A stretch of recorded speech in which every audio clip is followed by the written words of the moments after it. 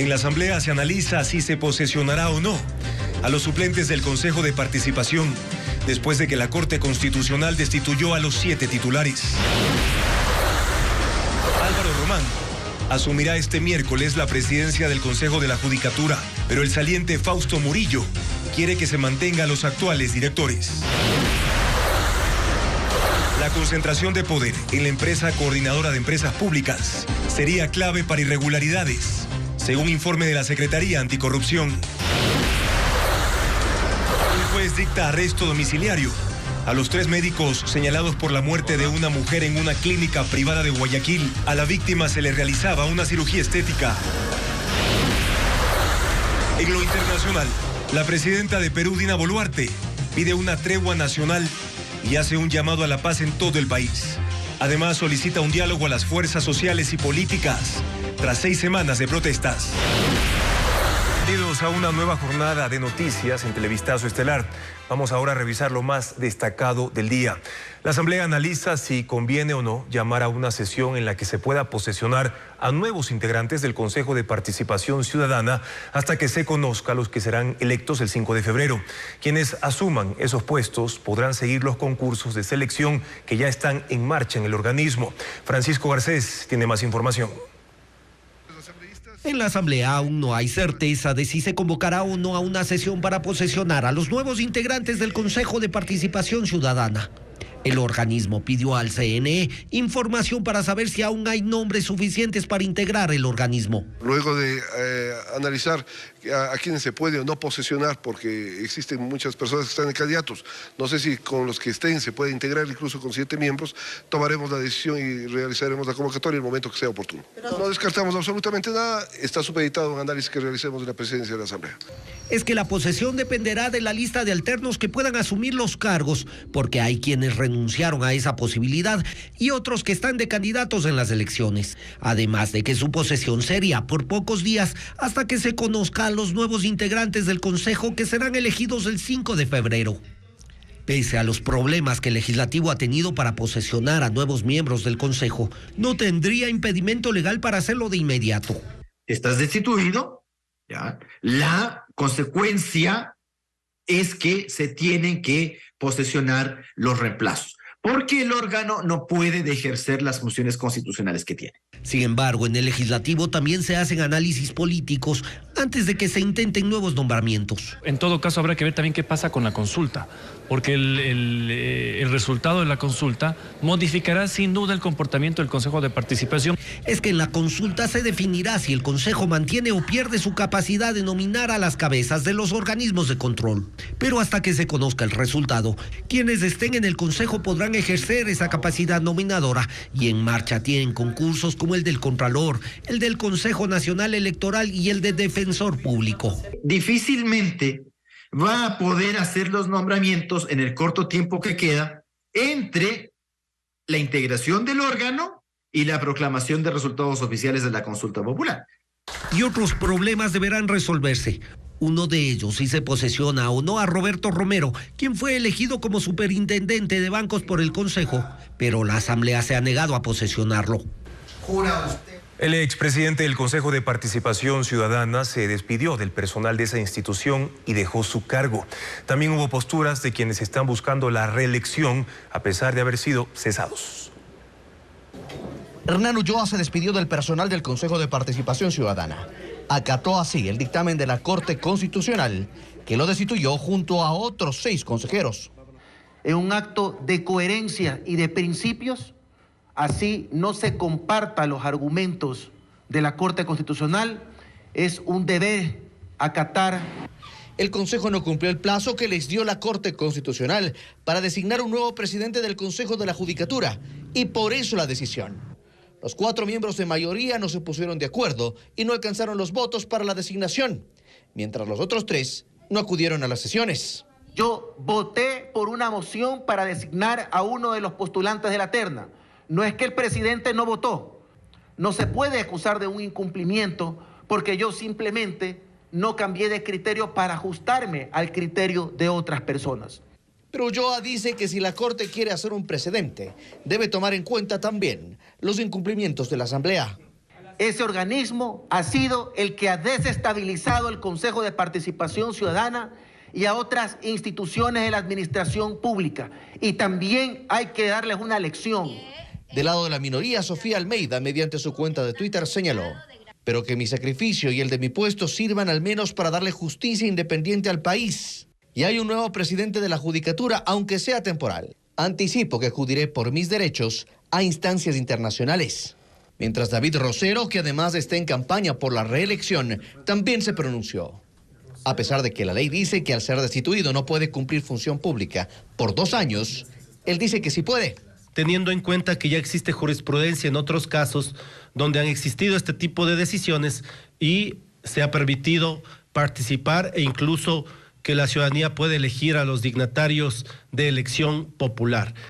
Las comisiones de designación del Contralor, del Defensor Público y del tercio del Consejo Electoral continuarán sus labores, mientras no necesiten alguna acción administrativa o rubro económico, pues ahora no hay quien lo autorice, ni presidente ni consejo. En el Consejo de la Judicatura hay expectativa por la llegada de su nuevo presidente, Álvaro Román. La transición se concretará mañana, mientras el presidente de la Corte Nacional de Justicia resalta la decisión que zanjó la pugna por el cargo y espera cambios en el organismo. Nos informa Jacqueline Rodas.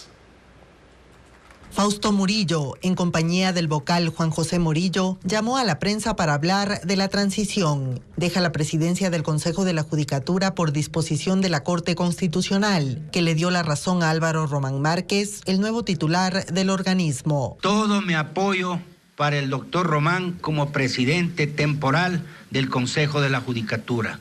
No hemos tenido oportunidad de conversar en estos últimos días, pero yo soy un hombre de dignidad. Murillo estuvo encargado de la presidencia durante 11 meses y 21 días, gracias al Consejo de Participación que demoró el nombramiento de su reemplazo pese a que tuvo 4 ternas en sus manos. El nuevo presidente Álvaro Román asumirá su despacho este miércoles, 8 meses después de pelear su causa ante los jueces constitucionales. El titular de la Corte Nacional de Justicia, Iván Saquicela, resalta la decisión que puso fin a la pugna por el cargo. Yo creo que hoy el país entero tiene un precedente histórico, que se debe respetar la democracia, la institucionalidad y la Constitución. Y valga la oportunidad para decirle al doctor Álvaro Román que el Pleno de la Corte Nacional de Justicia, los judiciales del país, estamos para trabajar conjuntamente con él. También espera que en la nueva administración haya cambios. Como ustedes saben, no contamos ni siquiera con lo mínimo en recursos económicos, tecnológicos, humanos para trabajar. Y desde luego, dar respuesta a preocupaciones que existen sobre varias conductas de jueces que han sido cuestionadas por el país. Pero Murillo dejó ver que buscará que se mantengan los directores con los que venía trabajando. El Pleno es el máximo órgano y es quien tiene que decidir los temas de directores nacionales y, naturalmente, la estabilidad de la institución depende de la permanencia de gente que está probada en su capacidad, en su experiencia. Habrá que ver cómo se da la reconformación de fuerzas en el Pleno con la llegada del nuevo presidente. Mientras tanto, en la Asamblea Nacional, la mayoría legislativa asegura que la Corte Constitucional les dio la razón al destituir al Consejo de Participación, aunque ellos propusieron que se vayan solo 4 miembros de ese organismo. La minoría insiste en que incumplieron también una sentencia que podría llevarlos a la destitución. ¿De qué se trata esto? Patricio Díaz nos cuenta más. En medio de la destitución del Consejo de Participación Ciudadana por incumplir una sentencia, la mayoría legislativa, que antes decía que no iba a cumplir el dictamen del juez de la Concordia y hasta retiraron la placa que les dispuso, ahora dicen que sí lo cumplieron. A la final la sentencia se cumplió, la placa se puso y la sentencia del juez no decía que la placa tenía que estar 1 día, 5 días, 1 semana, para toda la vida. Desde la minoría les recuerdan que si hay incumplimiento, hay destitución. Lo acaba de decir la Corte Constitucional, que es el máximo órgano de control constitucional en este país. Las sentencias se cumplen, aunque no nos gusten. ¿Cuándo va a ser la Asamblea Nacional la posesión del superintendente de bancos? ¿O es que también la Asamblea Nacional va a entrar en el juego de no acatar y que sea la Corte quien dictamine la resolución sobre algunos asambleístas que están en desacato? Pero igual, en la mayoría se ratificaron que no lo posesionarán. y descartan temores a la destitución.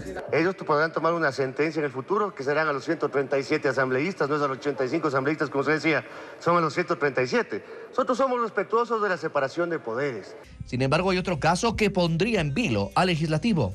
Lo dio a conocer el destituido presidente del Consejo, Hernán Ulloa.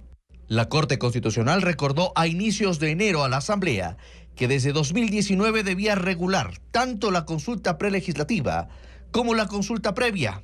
Le dio 10 días de plazo para emitir un informe sobre el cumplimiento de este dictamen. Depende enteramente de quién lleva adelante estos procesos, tanto en el orden del día, en el Pleno, como en las comisiones. Las comisiones llevan adelante los procesos de reforma legislativa. La Asamblea tendrá que justificar así en 2 frentes si ha cumplido las sentencias que le han dispuesto y no correr el riesgo de una destitución. El secretario de la Administración Pública, Iván Correa, se pronunció respecto al informe sobre presuntas irregularidades en empresas estatales que fue difundido por el exsecretario anticorrupción, Luis Verde Soto. Correa cita dicho informe para asegurar que en ningún momento infiere la existencia de indicios penales, complicidad o culpabilidad de nadie. El funcionario también reitera su postura a favor de la transparencia. Escuchemos. El informe no establece hechos concretos. Se limita a esbozar especulaciones genéricas, mal llamadas hipótesis. Tampoco define políticas públicas para prevenir ni enfrentar la corrupción. Ecuatorianos, el gobierno del Ecuador rechaza de manera firme y enfática el mal uso que se pretenda dar a ese informe. La empresa coordinadora de empresas públicas, ENCO, es una entidad estratégica en la administración de los negocios del Estado. Controla las instituciones más productivas, por eso es clave también para verificar posibles casos de corrupción. Francisco Garcés nos informa sobre la concentración de poder en ENCO. Las denuncias de corrupción que involucran a Hernán Luque, el exgerente de la empresa coordinadora de empresas públicas, EMCO, puso en la mira ciudadana a esta entidad creada en el 2015 para administrar centralizadamente todos los negocios estatales. Su papel es clave para la riqueza del Estado y para que todas las empresas sigan la ruta planteada por el Ejecutivo. Consta de un directorio presidido por el delegado del presidente de la República, además de otro del secretario del gabinete y el secretario técnico de planificación, a los que se une el gerente de la empresa, que es el secretario del directorio. El sistema está construido para favorecer los negocios, los acuerdos entre determinadas gentes del sector público y de los intereses del sector privado. El directorio controla además las 2 empresas estatales, las principales de los sectores estratégicos, y entre ellas Petroecuador, Selec y Senel, Flopec, CNT, la empresa nacional minera y la empresa pública del agua. De ellas, Petroecuador tiene un presupuesto de $5.721 millones, Selec de 976 millones y Senel de 1.696 millones. En conjunto, las 6 empresas del sector estratégico concentran un presupuesto de $9.500 millones. La concentración de poder en EMCO y especialmente en el presidente de su directorio, que además es presidente de los directorios de las otras 2 empresas y puede nombrar a sus gerentes, hace que ese cargo sea clave para el manejo de todas las decisiones operativas y estratégicas de esas entidades. Deben constituirse espacios que permitan la presencia de la sociedad civil también para que pueda ejercer Contraloría Social. Y debe haber una rendición de cuentas permanentes. Las presiones externas y las influencias políticas generan también inestabilidad en el manejo de EMCO, que desde el 2020 ha tenido 5 presidentes en su directorio. El presidente de la República, Guillermo Lasso, asistió a la entrega de renovadas instalaciones de la unidad educativa Malchinguí en el cantón Pedro Moncayo, en Pichincha. Otro evento al que llegó el mandatario fue a la firma del convenio entre Cenecid y el Ejecutivo para incentivar el voluntariado de los jóvenes en la atención de grupos vulnerables en el país a través de los programas Vivo Joven y Mis 100 días sirviendo al país. Este martes el presidente aún no se ha referido públicamente a los nuevos audios difundidos sobre las denuncias de supuestas irregularidades en las que un medio digital involucra a Rubén Cherres y al cuñado del mandatario, Danilo Carrera.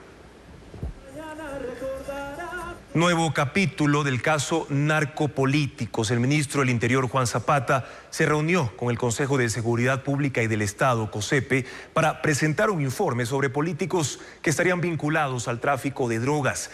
El documento será entregado al presidente Guillermo Lasso y mañana será llevado a la Fiscalía. Además, Zapata aseguró que el gobierno no es el organismo encargado de revelar los nombres. Que lo único que aterra a la delincuencia es el uso legítimo de la fuerza pública, señaló el expresidente Álvaro Uribe durante una conferencia telemática que brindó en la Universidad de Espíritu Santo en San Borondón. Según Uribe, la extradición es una herramienta válida que disuade. Además, se refirió a la protesta social que sostiene debe ser necesariamente diferenciada de la violencia. El expresidente de Colombia, Álvaro Uribe, participó de un conversatorio sobre inseguridad y relató la experiencia vivida durante sus 2 periodos de gobierno y contaba que existe una relación directa entre el desarrollo de la economía y la reducción de las dinámicas criminales. Violencia, poca inversión, más pobreza.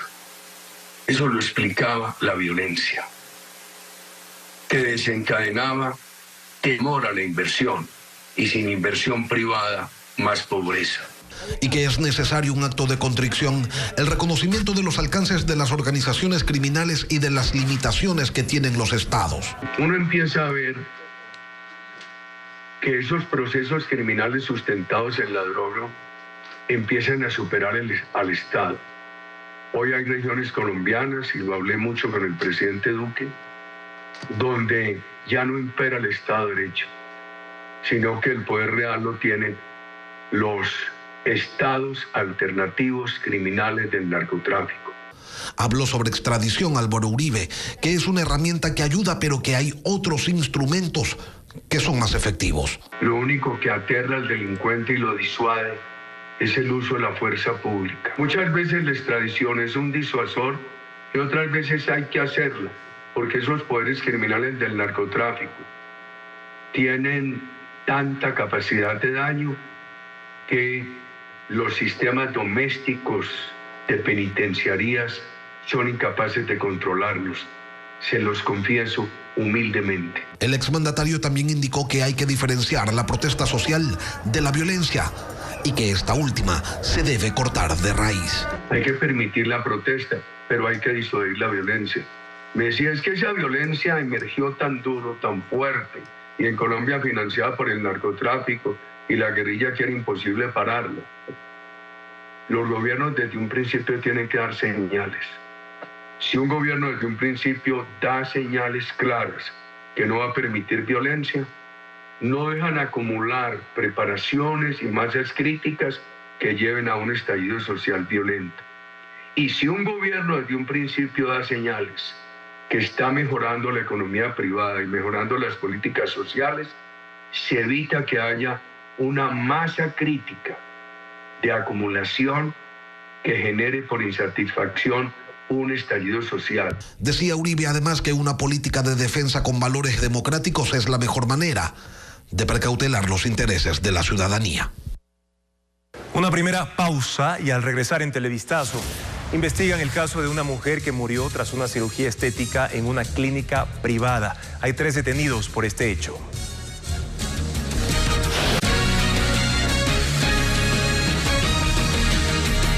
Una mujer de 28 años murió luego de una cirugía estética en una clínica privada en el norte de Guayaquil.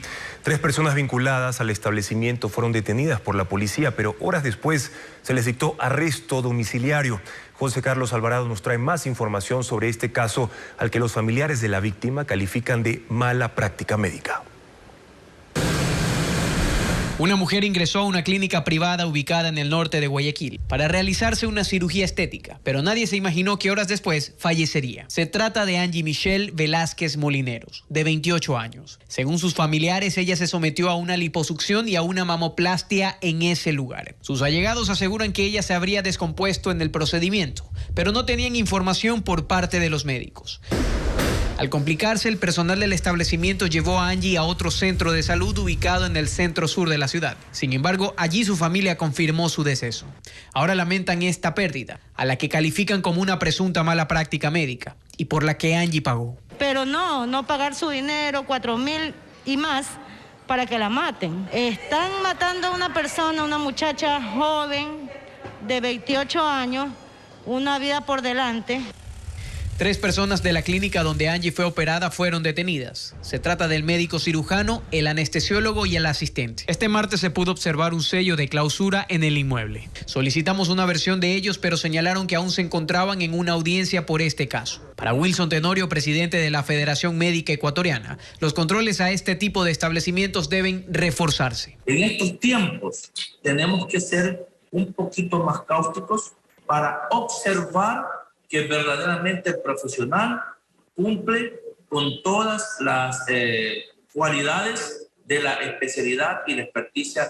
Al final de la tarde de este martes, pudimos conocer que los 3 detenidos recibieron medidas sustitutivas y por lo pronto permanecerán bajo arresto domiciliario. El alcalde encargado de Guayaquil, Josué Sánchez, indicó que tomará cerca de 3 meses la adquisición de al menos 2.000 chalecos antibalas que serán entregados a la Agencia de Tránsito y Movilidad y también a la Policía Metropolitana.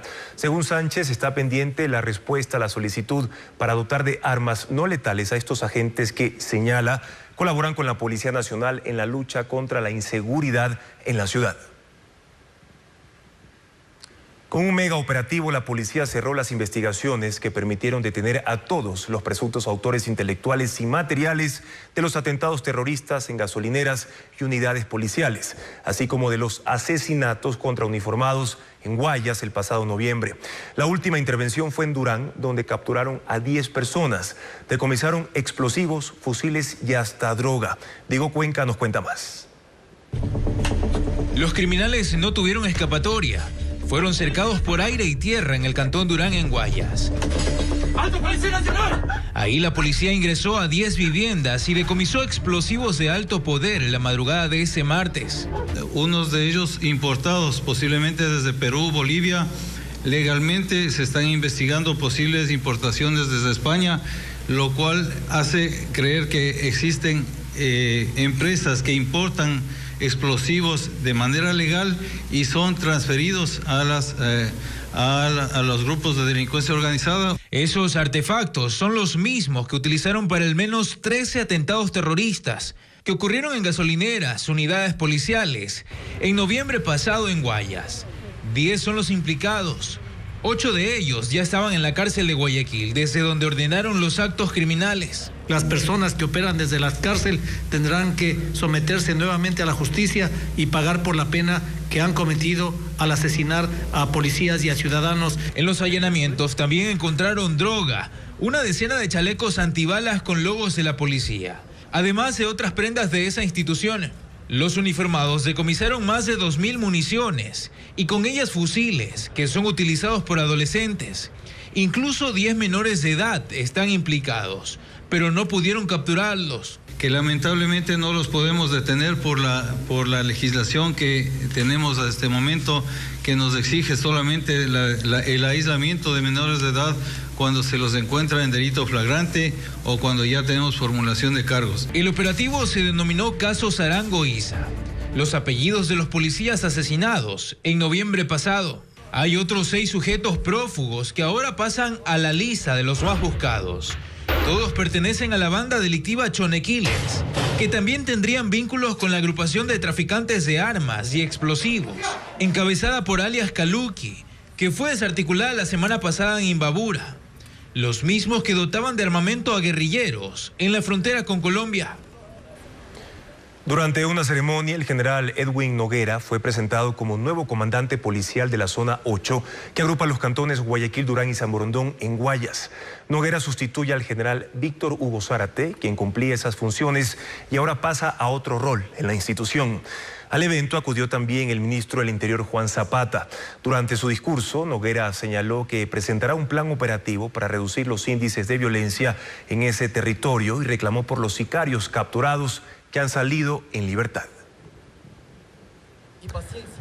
En Tungurahua, un aspirante a soldado que se encontraba preparándose en la escuela de formación fue hallado sin vida en la madrugada de este martes. Se investiga las circunstancias en las que murió.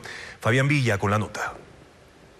La madrugada de este martes, en la Escuela de Formación de Soldados Esforce de Tungurahua, un aspirante a militar fue hallado sin vida por sus compañeros. Al joven, de 19 años de edad, lo hallaron muerto tras concluir su guardia. Informa que el día martes 24 de enero del 2023, en horas de la madrugada, se suscitó el lamentable deceso del aspirante de primer año militar Samaniego Criollo Steven Alexander. Según el informe emitido por la policía, el cuerpo del occiso fue encontrado a un lado del baño de la pista de pentatlón y junto al cadáver encontraron su fusil.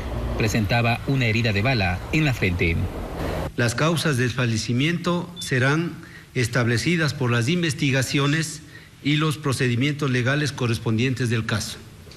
Asimismo, la Esforce continuará colaborando con las autoridades competentes en los procedimientos que por ley se derivan de este lamentable acontecimiento.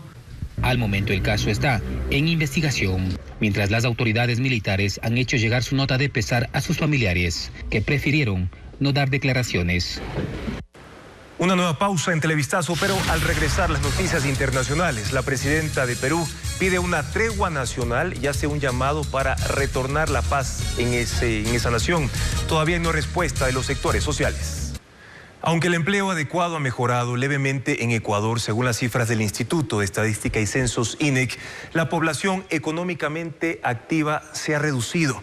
En el siguiente informe, un panorama del cierre económico del año pasado y la opinión de dos analistas, quienes consideran que falta más inversión pública y privada y mejorar la situación laboral.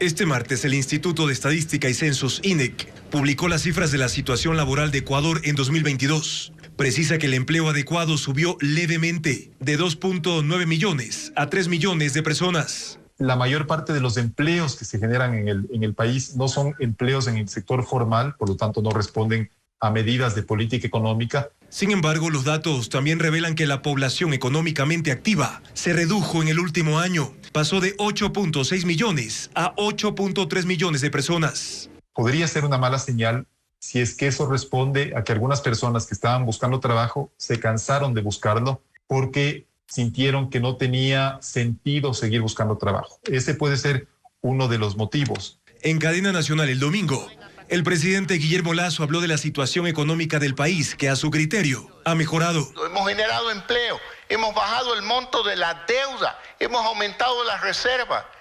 Claro, como no pueden atacar por el lado de la economía, atacan por el lado del prestigio del gobierno. Analistas coinciden en varios aspectos, pero insisten en la necesidad de mejorar el ámbito laboral para este año, pues las cifras del INEC indican que hasta diciembre de 2022, 5.3 millones de personas no tenían un empleo adecuado. Y esas cifras le van a dar cuenta de que probablemente el gobierno está aislado en una realidad que la gente no la percibe como tal. Y que otro problema es la falta de inversión pública y una mayor inversión extranjera directa. ¿Cuál es el último dato que tenemos respecto a la inversión extranjera directa en el país del tercer trimestre del 2022? 50 millones de dólares. Usted tiene impuestos y petróleo y por el otro lado lo que hace es tirar a cero la inversión pública. Eso es lo que ha hecho el gobierno. El año pasado, una de las críticas que se hizo al gobierno fue que ejecutó un bajo monto de inversión pública. Para este año no está presupuestado, de hecho, un monto mayor. Además, para este año el gobierno espera un financiamiento externo por más de 7.000 millones de dólares, pese a la renegociación de la deuda con China y a lo desembolsado por los organismos multilaterales en 2022. En Cuenca, varias familias se quedaron sin hogar esta madrugada cuando sus casas colapsaron. Los afectados culpan a una fuga en una tubería municipal, pero el Cabildo asegura que las estructuras estaban construidas en zona de riesgo. Esta fue la crónica de un colapso anunciado. Desde hace 6 meses, quienes vivían aquí, en la zona de Lazareto, al norte de Cuenca, empezaron a notar que las paredes se cuarteaban, que salían grietas en el piso y otras señales más. Tenía un mal olor, así un olor mojado. Y aquí vivía mi sobrina con los hijos se enfermaron todito, les salía sarpullidos. Y por eso, en el momento del colapso, no había ya nadie viviendo ahí. Nosotros ya viendo que estaba así, salimos hace 6 meses. Pero aunque ya no vivían ahí, sí tenían todos sus enseres dentro porque pensaban que la situación no era tan grave, que en algún momento podrían volver.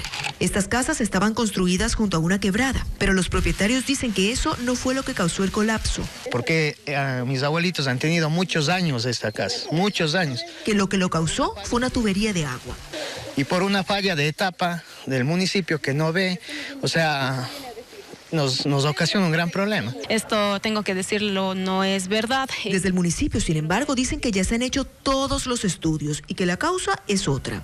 Las viviendas están ubicadas en una zona de alto riesgo para fenómenos de remoción en masa, entonces también vemos que las condiciones pues son desfavorables para la ubicación. El tema de la quebrada es preocupante, no solo por lo que pasó, sino por lo que podría pasar. Porque la quebrada está en la parte de abajo y lo que está haciendo los escombros es tapar. Y si es que algún momento llueve, eso va a afectar. Y no va a afectar solo este terreno, va a afectar el terreno de más allá, que ese terreno es de mi mamá. Aquí tenemos al frente una casa que también está en peligro. Las de arriba, de hecho, no están salvadas porque si, como digo, si es que una base se va, se pueden ir todas las de arriba. No solo las viviendas resultaron afectadas, también un poste de energía eléctrica y hasta la vía, que ahora está cerrada al tránsito. Los afectados esperan ayuda y no solo ellos, también sus vecinos cuyas casas igualmente podrían estar en riesgo. Seguimos con más noticias. Delincuentes armados asesinaron a un joven para robarle su auto en Guayaquil. La víctima tenía 24 años y trabajaba como taxista informal. María Gabriela Carpio nos cuenta más detalles de lo ocurrido. En medio de lágrimas, los familiares recibían la noticia de su deceso. La mañana de este martes, Jacob Valentino Cabezas fue asesinado por delincuentes que le robaron su auto en el bloque 6 de Flor de Bastión, en el noroeste de Guayaquil. Según la información preliminar, 5 sujetos a bordo de 2 motos lo interceptaron cuando salía de su garaje. Ahí le dispararon y se le llevaron su vehículo. Tiene un impacto a la altura de la cabeza, no ha puesto resistencia. Estos individuos van directamente a robarle el vehículo y posiblemente proceden a victimarlo. Él incluso le entregó nomás las llaves para que ya no lo maten. Tras lo ocurrido, sus familiares lo trasladaron rápidamente en un auto hasta una clínica cercana, pero ya no tenía signos vitales. El joven no tiene antecedentes penales, pero nosotros tenemos que inmediatamente tratar de ubicar, porque si está en nuestro territorio, tenemos que identificarlo, porque lo importante es llegar con los responsables de este hecho. Muchos de los habitantes evitan dar detalles sobre la violencia criminal que sigue ganando terreno en este barrio. Pero en lo poco que dicen, queda claro su temor. Da miedo, porque en cada esquina matan. Esto es a diario, pero uno se limita porque usted sabe miedo a represar y tantas cosas. Sinceramente yo en mi casa no salgo por el miedo, sino que te paso por aquí. Como están matando gente, puede ser un familiar. No sabemos, mañana puede ser su hijo, su papá. Las unidades de la policía realizan el rastreo del vehículo que fue robado para dar con los delincuentes que cegaron la vida de un joven de 24 años que trabajaba como taxista informal. Hallan al hombre de 42 años que había sido reportado como desaparecido luego de salir de su urbanización privada en la vía San Borondón, en la provincia del Guayas. Fue localizado por la policía en un hotel del centro de Guayaquil luego de una investigación de la Policía Nacional.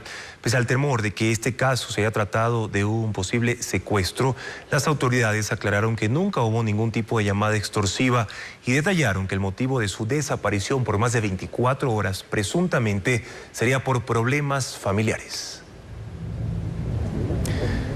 Ahora les contamos sobre el emotivo encuentro de un padre con su hija, quien en el año de 1985 habría desaparecido en el cantón Ponce Enríquez, en Azuay. Diego Cuenca nos informa que la policía logró localizarla en España. Tuvieron que pasar 38 años para ese emotivo abrazo entre un padre y su hija, que no se veían desde 1985. Se trata de Norma Romero, quien habría desaparecido cuando tenía 15 años, luego de salir de su casa en el cantón Ponce Enríquez de la provincia de Azuay. Su padre, Darío, empezó a buscarla con la ayuda de la policía. Y ese martes se volvieron a encontrar. La señora había salido del país. El momento que retorna como tal al Ecuador, en migración salta una de las alertas de que la persona está reportada como desaparecida. Las hermanas de Norma no la veían desde 1985, pero fue en el 2020 que registraron la denuncia en la fiscalía para seguir los rastros. El objetivo era cumplirle el sueño de su padre Darío, que quería volver a ver a una de sus 9 hijas. El emotivo encuentro se realizó en el comando policial de la capital Azuaya. Luego la familia completa retornó al cantón Ponce Enríquez. Esta madrugada a las 5:58 de la mañana se registró un sismo de 3.7 grados con epicentro en Tabacundo, al norte de Pichincha, y con una profundidad de 16 kilómetros. El movimiento fue sentido en varios sectores del norte de la provincia, incluyendo la capital. Las autoridades no han reportado afectaciones ni personas lesionadas después del temblor. Desde este lunes se registran columnas de ceniza en el volcán Cotopaxi. Según el informe del Instituto Geofísico, las columnas alcanzaron una altura de 1.400 metros sobre el nivel del cráter, pero no se ha reportado caída de ceniza. Además, se informó sobre una emisión de 4.000 toneladas de azufre provenientes del volcán. Al momento, la alerta se mantiene en amarilla y el monitoreo constante.